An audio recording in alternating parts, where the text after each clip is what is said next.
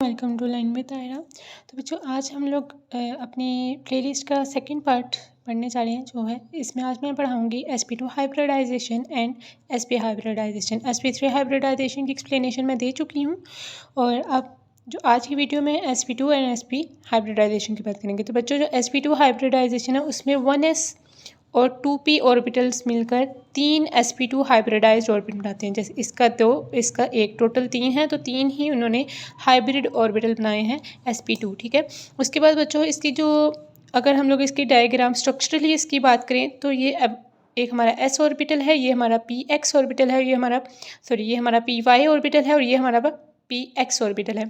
तो ये तीनों बच्चों मिलकर मिक्सिंग इनकी होती है और एक 3 जो है ये sp2 हाइब्रिडाइज्ड ऑर्बिटल बनाते हैं जो कि फर्दर आगे बॉन्डिंग में हिस्सा लेते हैं। ठीक है, जो बच्चों इनका जो शेप होती है वो ट्राइंगुलर शेप होती है और उसका जो एंगल होता है इनके दरमियान वो 120 डिग्री होता है। ठीक है, अगर हम एग्जाम्पल में बात करें ऑर्गेनिक केमिस्ट्री में तो कार्बन की एग्जाम्पल लेते हैं तो कार्बन हमारे पास 6 इसका एटॉमिक नंबर होता है, जैसे आपको पता ही है। इसकी इलेक्ट्रॉनिक कन्फिग्रेशन कुछ इस तरह की है। ग्राउंड स्टेट पे जो है हमारे पास इस तरह प्रेजेंट होते हैं और इलेक्ट्रॉन्स, और जब हम लोग इसको एक्साइटेड स्टेट पे लेके जाते हैं तो ये वाला इलेक्ट्रॉन इस वाले जो वेकेंट ऑर्बिटल होता है इसमें वो मूव कर जाता है और हमारे पास जो एक्साइटेड स्टेट में कुछ इस तरह की हाइब्रिडाइजेशन हो जाती है। अब बच्चों होता ये है कि हाइब्रिडाइजेशन में क्या होता है,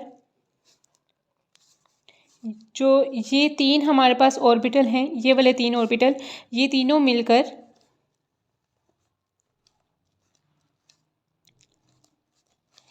तीन sp2 हाइब्रिडाइज्ड ऑर्बिटल बना देते हैं। ठीक है, ये 3 sp2 हाइब्रिडाइज्ड ऑर्बिटल बना देते हैं जिनकी सेम एनर्जी है और सेम ही शेप है और ये तीनों आगे मिलकर फिर फर्दर बॉन्डिंग में हिस्सा लेते हैं। ओके, तो अगर हम लोग एग्जाम्पल की बात करें तो इसमें एग्जाम्पल हमारे पास आती है C2H4 जिसको हम लोग इथेन भी कहते हैं।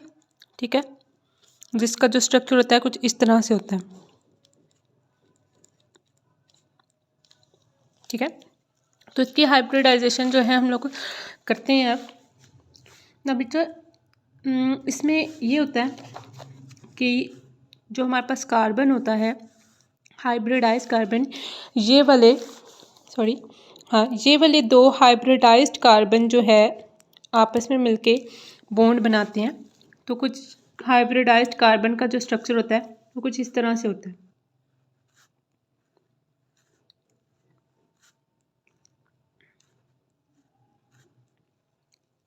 ओके, ये हमारे पास एक हाइब्रिडाइज्ड कार्बन है और ये हमारे पास होता है दूसरा हाइब्रिडाइज्ड कार्बन।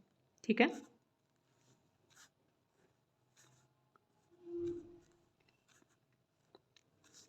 ओके, अब ये जो हमारे पास होता है ये हमारे पास px है, ये हमारे पास py है, ये हमारे पास pz है। इसी तरह सेम इसका भी ऐसे। अब ये जो है हमारे पास ये है sp2 हाइब्रिडाइज्ड और ये भी एक sp2 हाइब्रिडाइज्ड ऑर्बिट है, ये भी एक sp2 हाइब्रिडाइज्ड ऑर्बिट है और ये भी एक sp2 हाइब्रिडाइज्ड ऑर्बिट है। ठीक है, इसी तरह हमारे पास क्योंकि इसमें हमने p और px और py हमारे पास sp2 हाइब्रिडाइज थे तो इसमें ये भी हमारे पास एक sp2 हाइब्रिडाइज्ड होता है, ये भी हमारे पास sp2 हाइब्रिडाइज्ड होता है। ठीक है, अब होता ये है बच्चों कि ये वाला sp2 हाइब्रिडाइज्ड ऑर्बिट और ये वाला sp2 हाइब्रिडाइज्ड ओवरलैप करके हमारे पास सिग्मा बॉन्ड बनाते हैं। ठीक है, ये सिग्मा बॉन्ड बनाते हैं। अब हमारे पास ये वाला ऑर्बिट होता है ना बच्चों, ये देखें, ये वाला जो हमारा ऑर्बिट होता है ये हमारे पास होता है अनहाइब्रिडाइज्ड ऑर्बिट। ठीक है, ये अनहाइब्रिडाइज्ड ऑर्बिट होता है जो कि हमारे पास pz होता है। अब ये अनहाइब्रिडाइज्ड इस वाले कार्बन का pz अनहाइब्रिडाइज्ड ऑर्बिट और इस वाले कार्बन का आपस में ओवरलैपिंग करके ये पाई बॉन्ड बना देते हैं। ठीक है, और फिर हमारे पास क्या होता है, हमारे पास 4 हाइड्रोजन हमारे पास जो मॉलिक्यूल्स होते हैं वो क्या करते हैं, हमारे पास इसके साथ और इसके साथ जो है और इसी तरह इसके साथ और इसके साथ जो है बॉन्डिंग करते हैं और वो सिग्मा बॉन्ड बनाते हैं। ठीक है, जिसको हम कहते हैं sp2s बॉन्डिंग। ये हमारे पास sp2 ऑर्बिट था और जो हाइड्रोजन होता है हमें पता है कि हाइड्रोजन की जो वैलेंस वो है इलेक्ट्रॉनिक कन्फिग्रेशन है वो 1s1 है। तो हमारे पास ये मतलब s ऑर्बिटल में पाया जाता है, इस वजह से sp2s हाइब्रिड जो है ना इसमें होती है बॉन्डिंग, जबकि ये कौन सी है sp2 ठीक है। अब हमारे पास क्या होता है बच्चों कि इसमें हमारे पास एक सिग्मा बॉन्ड और एक हमारे पास पाई बॉन्ड होता है, ठीक है। जैसे कि आप देख सकते हो इस वाले स्ट्रक्चर में ये वाला जो होता है हमारे पास ये सिग्मा बॉन्ड होता है और ऊपर वाला हमारे पास पाई बॉन्ड होता है।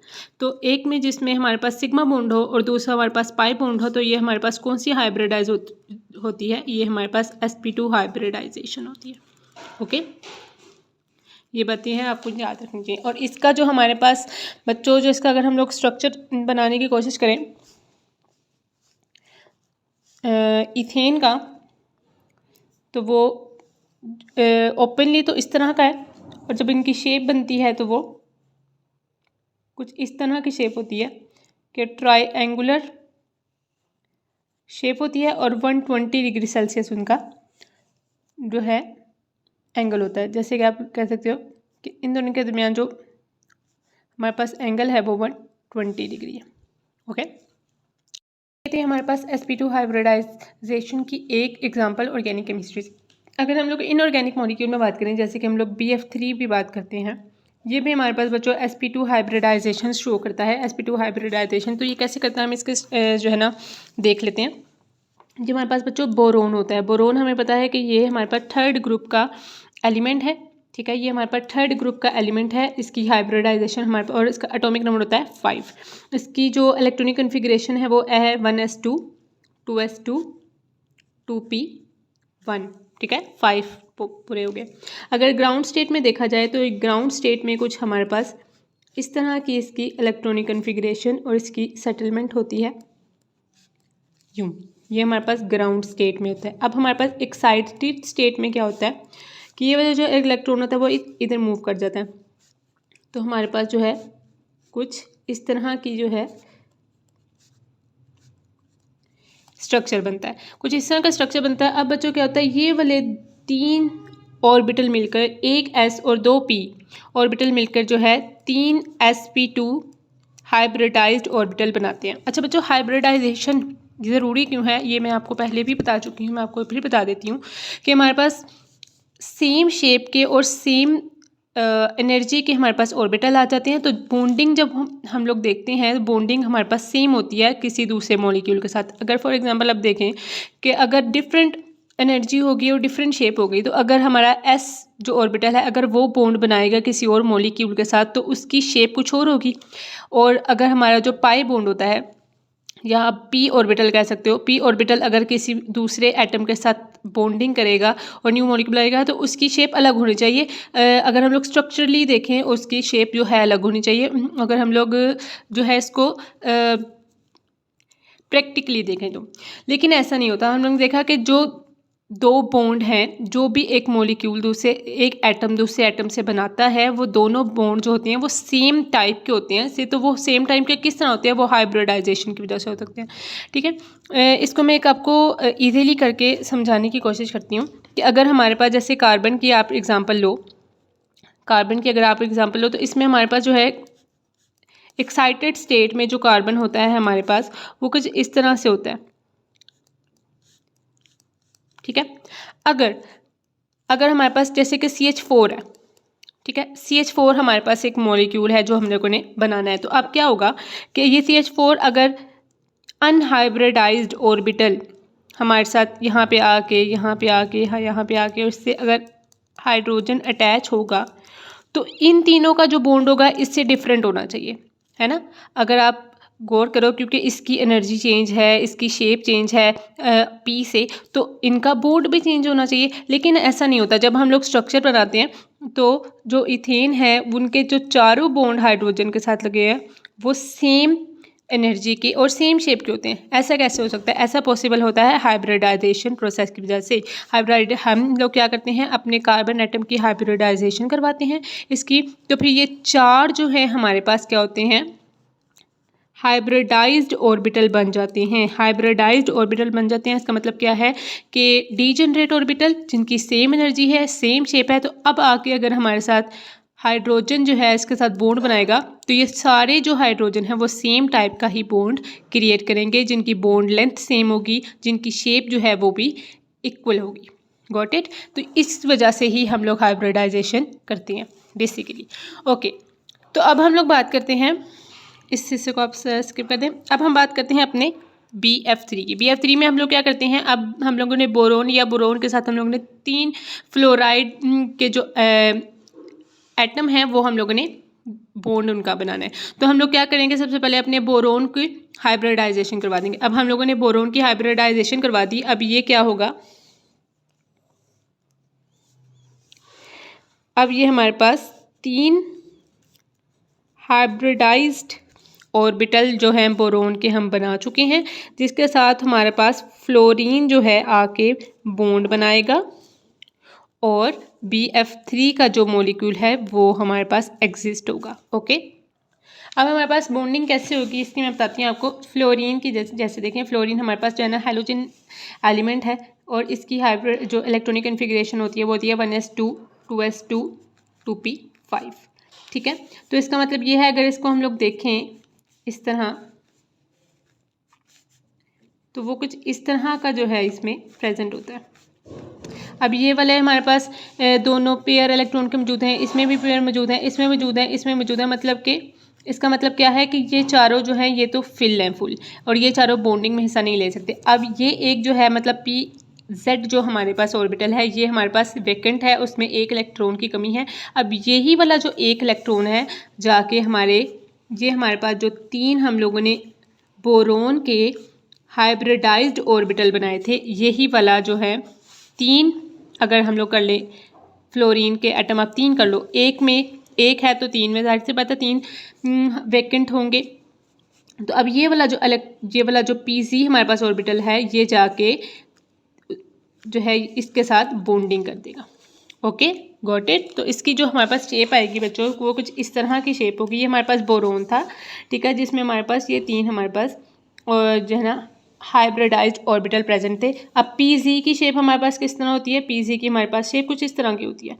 तो वो जो हमारे पास फ्लोरीन का PZ जो ऑर्बिटल है वो आके यहाँ पे बॉन्ड बनाएगा। तो हमारे पास कुछ इस तरह की शेप जो आएगी, ये हमारे पास फ्लोरीन का PZ ऑर्बिटल है जो कि आके बॉन्डिंग बना रहा है, और उसने BF3 मॉलिक्यूल जो है वो उसको बनाया है। ओके, इस तरह की कुछ शेप होगी, और इनके दरमियान का एंगल कितना होगा, जैसे मैंने आपको बताया 120 डिग्री। और इनकी शेप क्या होगी बच्चों, इनकी शेप होगी ट्रायंगुलर शेप। और इनकी हाइब्रिडाइजेशन कौन सी है बच्चों, इसमें बोरोन की हाइब्रिडाइजेशन कौन सी थी, sp2 हाइब्रिडाइजेशन। ठीक हो गया, होप्स आपको ये समझ आया होगा, मैंने बहुत अच्छे से समझाने की कोशिश की है। नेक्स्ट अब हम लोग बात करते हैं बच्चों sp हाइब्रिडाइजेशन की।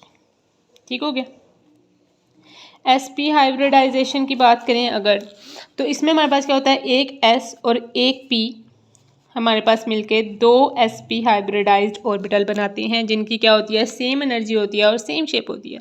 तो अगर हम लोग इसमें कार्बन को ही एज एन एग्जांपल लेकर चलें, तो हम लोगों ने जैसे पहले देखा था कि ग्राउंड स्टेट पे हमारे पास कार्बन किस तरह प्रेजेंट होता है, ग्राउंड स्टेट पे हमारे पास प्रेजेंट होता है कुछ इस तरह से,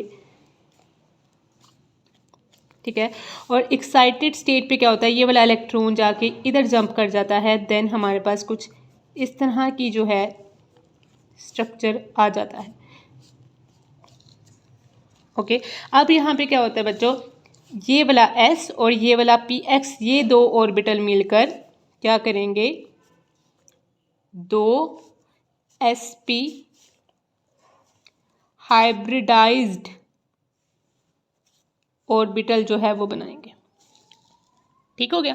अब बच्चों इसमें क्या होना है कि ये जो PY है और PZ है, ये जो 2 हमारे पास ऑर्बिटल हैं बच्चों, ये क्या होते हैं, ये अनहाइब्रिडाइज्ड ऑर्बिटल होते हैं। ये अनहाइब्रिडाइज्ड ऑर्बिटल होते हैं और इनकी एनर्जी इनसे डिफरेंट होती है, और डिफरेंट भी होती है, थोड़ी सी ज़्यादा भी होती है। तो अगर हम लोग इसको स्ट्रक्चर इसका बनाएं तो बच्चों इसका स्ट्रक्चर कुछ ऐसे, जैसे आपको पता है कार्बन जो है हमारे पास, कार्बन का हमारे पास जो स्ट्रक्चर होता है वो कुछ इस तरह से होता है। इसमें हमारे पास क्या है कि ये वाला फिर हमारे पास sp हाइब्रिडाइज्ड ऑर्बिटल है, और ये वाला भी Pz और Py ये हमारे पास अनहाइब्रिडाइज्ड ऑर्बिटल है। तो इसमें जो हम लोग एग्जांपल लेते हैं, इसमें हम लोग एग्जांपल लेते हैं इथाइन की एग्जांपल लेते हैं, जो हमारे पास क्या होता है C2H2। ठीक है, इसमें हमारे पास क्या होता है जो बच्चों दूसरा sp हाइब्रिडाइज्ड और जो कार्बन है हमारे पास आता है और पहले वाले कार्बन के साथ sp बॉन्ड बनाता है जो कि सिग्मा बॉन्ड होता है। डन हो गया। इसी तरह जो pz है एक कार्बन का, वो दूसरे कार्बन के pz के साथ पाई बॉन्ड बनाएगा। इसी तरह इस कार्बन का py इस कार्बन के py के साथ पाई बॉन्ड बनाएगा। तो इसका मतलब क्या है कि इस वाले स्ट्रक्चर में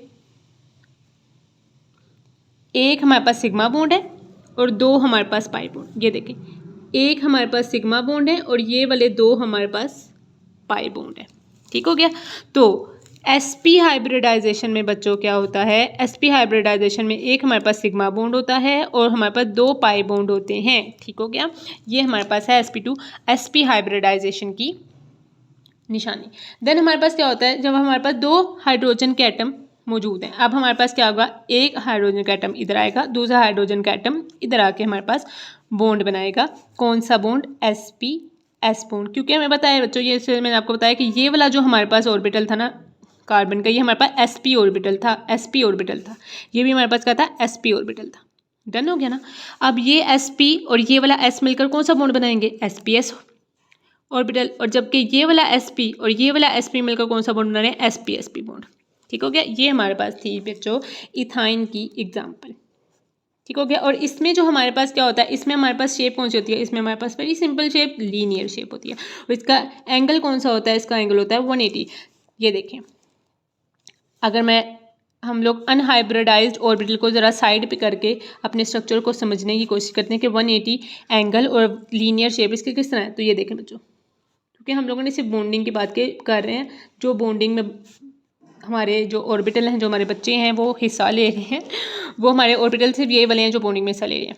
ठीक है, ये वाले दो बॉन्डिंग कर रहे थे, कौन कौन सी, sp। डन हो गया। यहाँ पे इस वाले sp वाले और इस वाले sp ऑर्बिटल में कौन से आके हमारे पास हाइड्रोजन का s ऑर्बिटल आता है और बॉन्ड बनाता है, हाइड्रोजन का s ऑर्बिटल आता है और बॉन्ड बनाता है। ठीक हो गया। मतलब कि ये तीन थे ना जो बॉन्डिंग में हिस्सा ले रहे थे। तो अब इनकी शेप देखो, बिल्कुल सीधी है। इसका मतलब क्या है, 180 एंगल है। डी देखिए आपने, डी में बिल्कुल सीधा 180 एंगल होता है। तो उसके बाद लीनियर शेप है, लीनियर मतलब बिल्कुल सीधी, तो इनकी शेप क्या है, वो भी लीनियर शेप है। ठीक हो गया। तो इस तरह हम लोगों ने इसकी ज्योमेट्री और इसकी साथ में एंगल भी हम लोगों ने पता कर लिया। ठीक हो गया। अगर ये हम लोगों ने बात की थी ऑर्गेनिक मॉलिक्यूल की। अब हम लोग, तो ये है हमारे पास जी sp हाइब्रिडाइजेशन। उम्मीद करती हूँ कि आपको अच्छे से समझ आ गई होगी। नेक्स्ट अब हम लोग बात कर लेते हैं बच्चों इनऑर्गेनिक मॉलिक्यूल का। हम लोगों ने sp2 में भी देखा, तो चलें इसमें भी हम लोग इनऑर्गेनिक मॉलिक्यूल अगर हमारे पास आ जाता है तो हम लोग उसकी भी sp हाइब्रिडाइजेशन देंगे। इसमें हम लोग ये एग्जांपल लेंगे।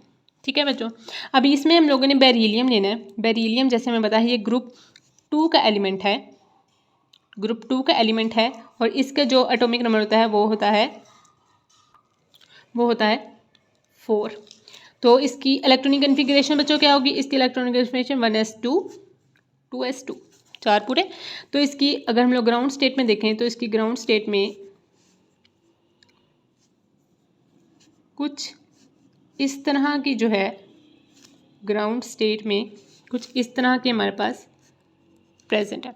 अब क्या होगा, जब एक्साइटेड स्टेट में जाएंगे तो ये वाला इलेक्ट्रॉन इधर मूव कर जाएगा, ऐसा ही है। अब ये वाला तो वैसे का वैसे ही रहेगा। अब यहाँ पे एक इलेक्ट्रॉन रह गया और दूसरा इलेक्ट्रॉन हमारे पास एक p के एक ऑर्बिटल में, सॉरी यहाँ पे नहीं है, p के एक ऑर्बिटल में चला गया। अब क्या होगा बच्चों कि ये वाला ऑर्बिटल s, ये वाला p मिलकर क्या करेंगे, हाइब्रिड ऑर्बिटल बनाएंगे, जो कि हमारे पास क्या होगा, इस तरह का। ठीक हो गया। अब ये कौन सा ऑर्बिटल है, sp ऑर्बिटल। दो उन्होंने sp ऑर्बिटल बनाए, क्या हुआ है, उसका सेम एनर्जी है और उसकी सेम ही शेप। ठीक हो गया। अब यहाँ पे ये जो हाइब्रिड ऑर्बिटल बन गए, अब हमारे पास ये हमारे पास मॉलिक्यूल क्लोरीन है हमारे पास। क्लोरीन सेम एज फ्लोरीन होता है, आपको पता है, ये भी हेलोजन फैमिली से बिलोंग करता है। तो इसका भी सेम यही होगा कि क्लोरीन का आएगा एटम आएंगे और जाके इनके साथ बॉन्ड बना देंगे। तो इसका जो स्ट्रक्चर होगा बच्चों, तो वो कुछ इस तरह से ही स्ट्रक्चर होगा। ये हमारे पास sp बॉन्ड थे, तो हमारे पास Cl आया। Cl का भी सेम ही है, Z ऑर्बिटल ही इनका भी फ्री होता है, क्योंकि इनके पास भी सिर्फ एक ही वैलेंसी होती है जो इनकी कम होती है। तो वो भी कुछ इस तरह का स्ट्रक्चर बनाएंगे। ये हमारे पास Cl है, ये हम लोगों ने क्या हुआ है, बॉन्डिंग इसमें बताई, ऐसा करके इसका कोई स्ट्रक्चर होगा। और लीनियर स्ट्रक्चर है, आप देख सकते हो 180 का एंगल है, लीनियर स्ट्रक्चर है। ठीक हो गया। ये थी हमारे पास इनऑर्गेनिक की एक एग्जांपल। तो बच्चों आज का लेक्चर था, इसमें हम लोगों ने आज ये समझा sp2 हाइब्रिडाइजेशन की डिटेलिंग की और sp हाइब्रिडाइजेशन की डिटेलिंग की। होप सो आप लोगों को समझ आया होगा। अगर किसी को कोई भी क्वेश्चन है तो आप मुझसे कमेंट सेक्शन में पूछ सकते हैं कि मैम ये ऐसे ऐसे क्यों है। मैं आपको अगेन इंशाल्लाह समझाने की पूरी कोशिश करूँगी। सो अगर वीडियो आपको पसंद आई हो तो वीडियो को लाइक शेयर कमेंट ज़रूर करें और चैनल को सब्सक्राइब करके मुझे सपोर्ट करें। Thank you so much. Allah हाफिज़।